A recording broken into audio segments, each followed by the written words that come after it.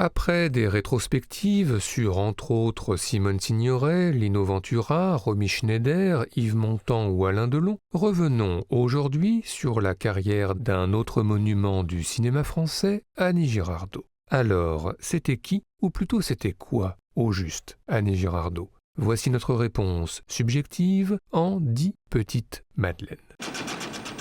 Annie Girardot, c'était tout d'abord des débuts au milieu des années 50 au théâtre, à la Comédie Française, puis en parallèle de premières apparitions timides au cinéma chez André Hunebelle ou chez Gilles Grangier, avant la rencontre importante avec Jean Gabin, notamment dans Maigret tente un piège de Jean Delannoy, pour de nombreuses scènes d'interrogatoire, sous tension évidemment.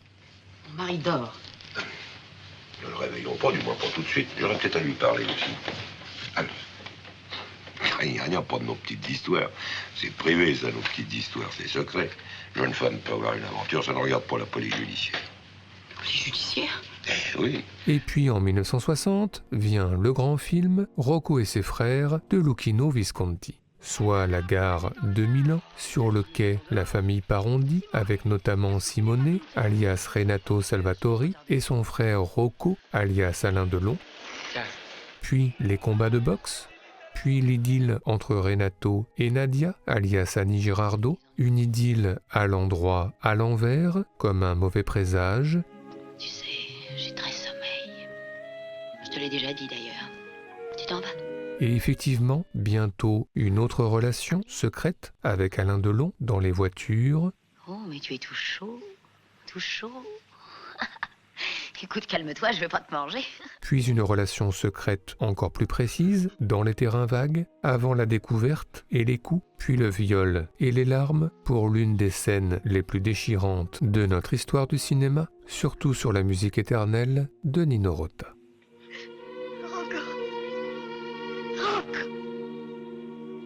Rocco, dis-moi quelque chose. Rocco.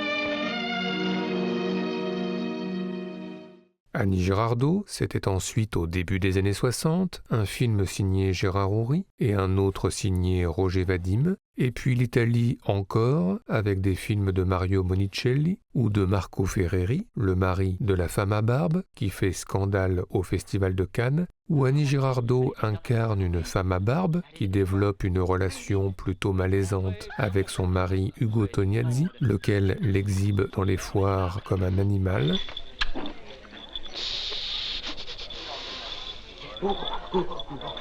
Et puis un an plus tard, Trois chambres à Manhattan de Marcel Carné, prix d'interprétation au Festival de Venise à la clé, où elle rencontre à New York Maurice Ronet, autre Français en exil, lui servant de traductrice. Chief salad bowl without celery with a hard egg. How's that again? Chief salad bowl without celery with a hard egg. He wants a chef's salad without celery and a hard-boiled egg. Puis écumant avec lui les diners pour écouter de la musique sur un jukebox ou en live, avant de prendre l'air et de disserter sur New York. Au début, j'aimais New York. Et puis... Toutes les villes sont les mêmes. On les aime ou on les déteste en fonction de ce qu'on y trouve. Vous aimez, vous? Là ou ailleurs. Ah oui, mais ailleurs, on peut toujours un peu tricher avec soi-même. Tandis qu'ici... Oui. Ici, quand on perd bien. Vous êtes fatigué? Non, pas du tout, c'est ma chaussure. On va prendre un taxi. Non, c'est très bien. Marchons.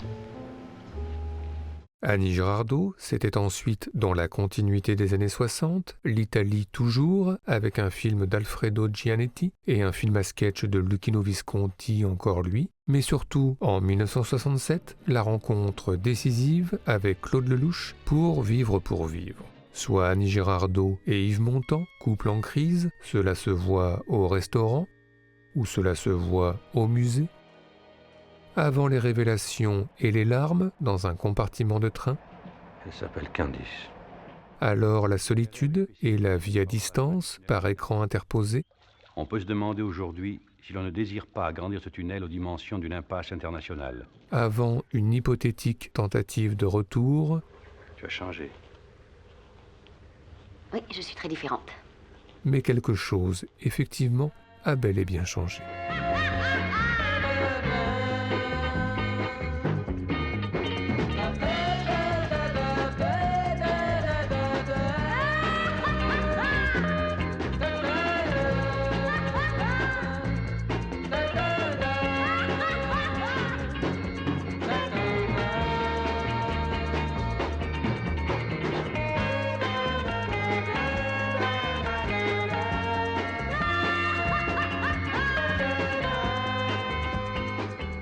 Annie Girardot, c'était ensuite, à la fin des années 60, un film de Michel Cournot et un autre de Philippe Fourastier, où elle est membre de la bande à Bono, aux côtés notamment de Jacques Brel, ce qui vaut bien un petit extrait.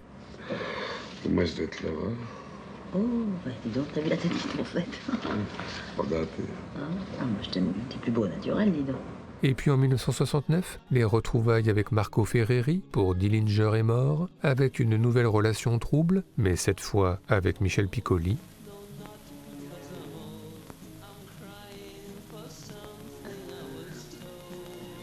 Et puis la même année, les retrouvailles avec Claude Lelouch pour Un homme qui me plaît, elle, actrice française tournant un film à Hollywood, et lui, Jean-Paul Belmondo, compositeur de la musique du film, présent sur le tournage. Du coup, la rencontre dans les coulisses, puis les chemins de traverse à Las Vegas, puis à Monument de Vallée, avant l'intimité d'une chambre d'hôtel pour un échange de regards dans le silence qui nous plonge dans des abîmes de nostalgie. Et puis, toujours à la même période et dans un registre très différent, la comédie Erotissimo de Gérard Pires. Soit Annie Girardot en couple avec Jean-Yann, et un Jean-Yann irascible, cela va de soi. Bah, cherche le savon. Faut pas inventer des savons rugueux qu'on tienne bien dans la main, non?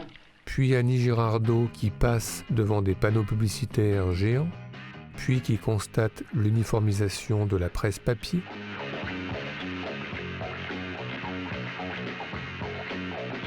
Puis qui croise une copine réalisatrice de pub pour la télé et qui a 2-3 choses à dire sur la question. C'est toujours pareil à la télévision. Le nivellement par le bas.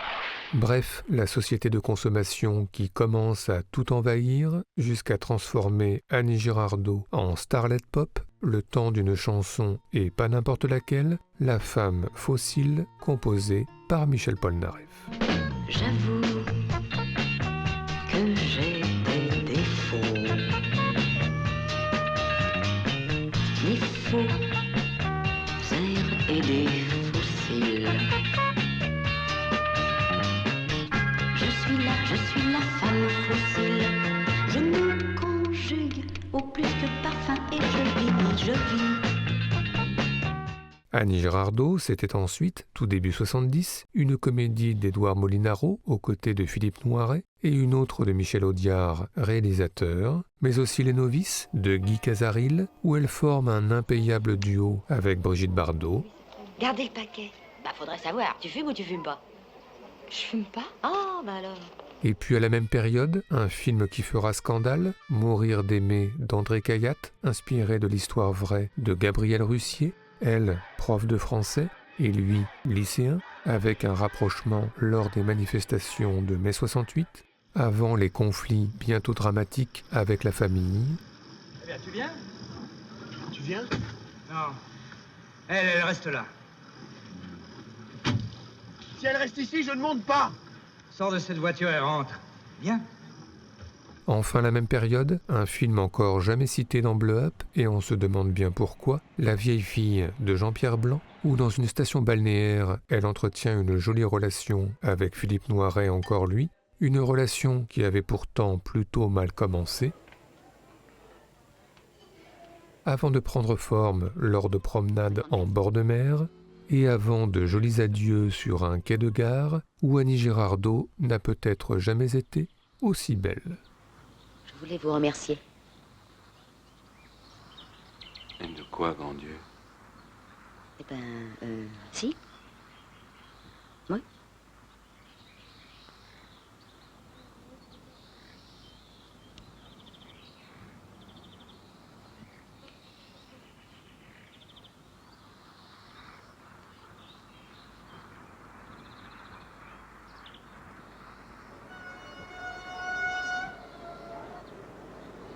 Annie Girardot, c'était ensuite, dans la continuité des années 70, les retrouvailles avec Michel Audiard, toujours réalisateur, mais aussi les retrouvailles avec Alain Delon pour Traitement de choc d'Alain Gessua, où elle se rend après un burn-out dans une clinique très particulière, mais on est sympa, on ne va pas vous en dire plus.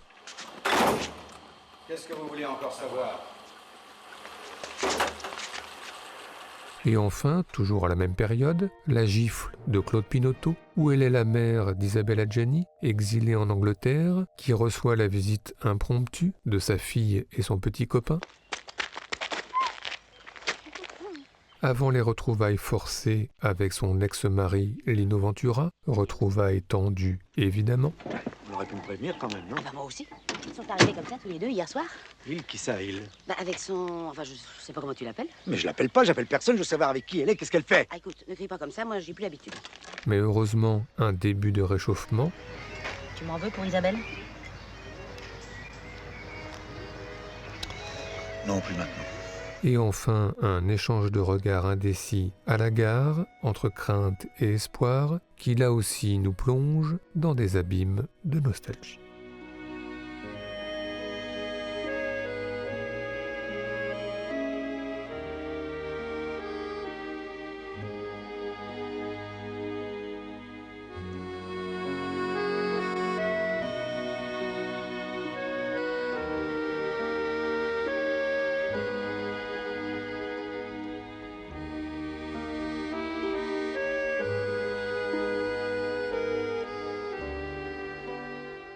Annie Girardot, c'était ensuite, au milieu des années 70, une comédie policière de Claude Makowski et de nouvelles retrouvailles avec Alain Delon chez José Giovanni, et puis en 1975, l'un de ses plus grands rôles, qui lui vaudra un César, Docteur Françoise Gaillan de Jean-Louis Bertuccelli, où elle est médecin plein d'empathie, proche de ses patients, ici Suzanne Flon. Merci docteur. Mais un médecin guetté par la maladie. Alors une radio, puis la méprise cruelle d'un collègue. Moche. Je parie pour un cancer du lobe supérieur gauche. Et enfin, tout aussi cruelle, la solitude au cœur du foyer familial, comme une absence au monde. Les gens qui arrangent les fous. Il n'y avait pas de smog, c'est ça, moi je m'attendais à voir comme dans les...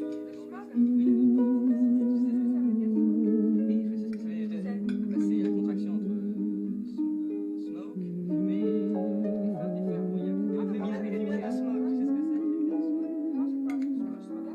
Non? SMIC? Ah oui,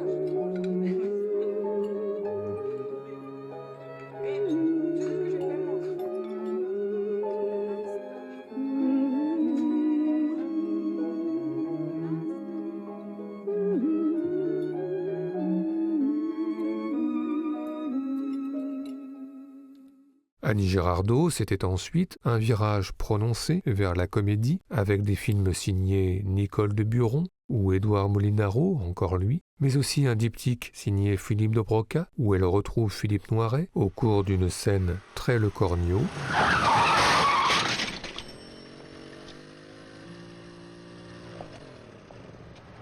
Vous êtes passé au rouge? Vous êtes passé au rouge? Pourquoi, il y a un feu là? Aïe, et doucement, et... Et enfin, toujours à la même période, une rencontre au sommet avec Louis de Funès pour La zizanie de Claude Zidi. Soit le couple Annie Girardot-Louis de Funès, elle prof de piano, et lui industriel visiblement dévoré par son travail. Je peux pas dormir. Tu n'as qu'à compter tes ouvriers. Un ouvrier, deux ouvriers. Un travail qui va même s'inviter dans la maison familiale, aux grandes dames d'Annie Girardot. Alors Louis de Funès va tenter de s'adapter, ou presque. Allez, 1, 2, 3.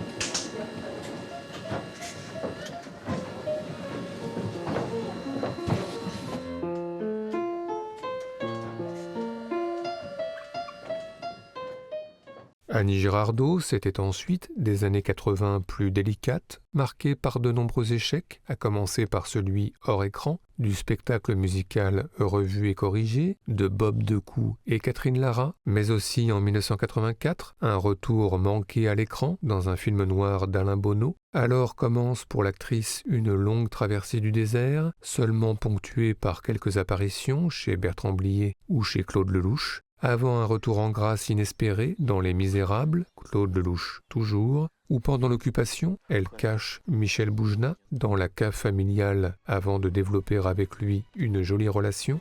Je ne vous dérange pas? Non. Comment François est allé en Suisse pour aller chercher vos petits sous, alors j'ai décidé de vous tenir compagnie. Vous avez pas froid comme ça? Ah non, non. Une prestation qui lui vaudra un nouveau César, 20 ans après celui obtenu pour Dr Françoise Gaillan, avec ce moment d'émotion télévisuelle gravé en chacun de nous, larmes sur scène, larmes dans la salle, larmes devant son poste. Ça fait tellement longtemps.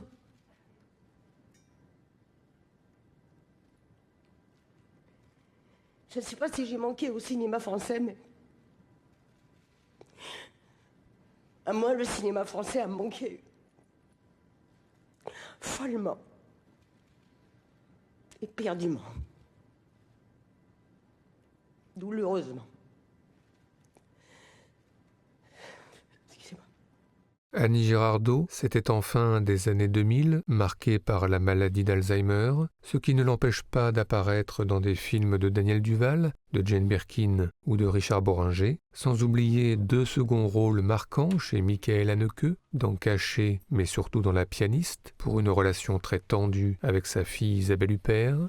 Bonsoir, ma fille. Bonsoir, maman. Tu rentres déjà? Tu m'envoies ravie. Oh, maman.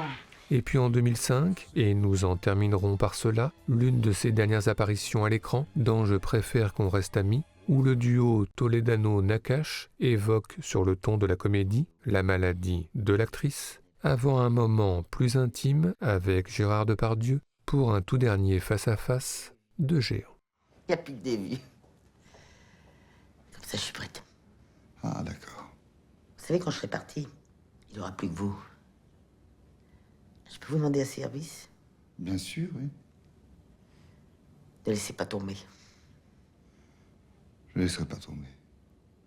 Voilà, Annie Girardot, c'était tout cela, ce qui est évidemment beaucoup, mais une dernière chose, et sans doute la plus importante, ces nombreuses scènes dans la filmographie d'Annie Girardot où les cinéastes ont décidé de filmer l'actrice en longueur, perdue dans ses pensées et sa solitude, à la fois intime et secrète. C'est dans La Gifle, sa redécouverte de l'appartement de son ex-mari Lino Ventura, tout en nostalgie. Ou c'est dans Dr Françoise Gaillan, l'isolement au cœur de la foule, sous le choc de la maladie.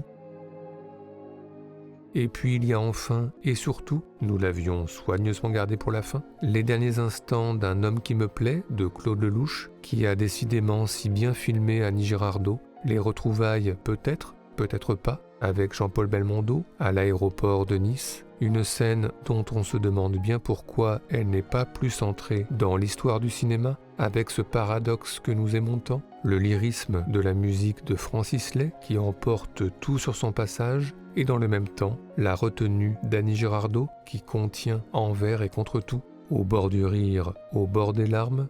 Oui, Annie Girardot pour l'éternité, douloureusement, follement, éperdument.